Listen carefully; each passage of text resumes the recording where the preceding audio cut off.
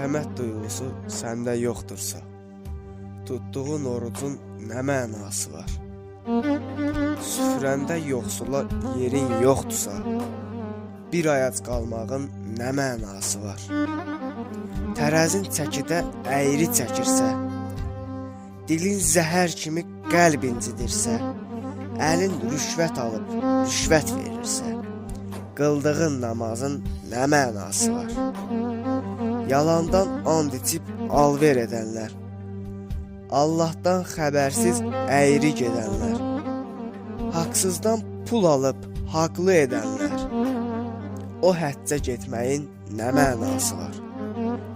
Haram pullarıyla villa tikənlər, yetimin haqqını bölüb yeyənlər, şər atıb birini bədbəxt edənlər, öləndə yasının nə mənası var? Namaz da, oruc da asandır qardaş, vicdanlı olmaqsa çətindir qardaş, əsl insan olmaq lazımdır qardaş, əməlsiz Quranın nə mənası var? Əməlsiz Quranın nə mənası var?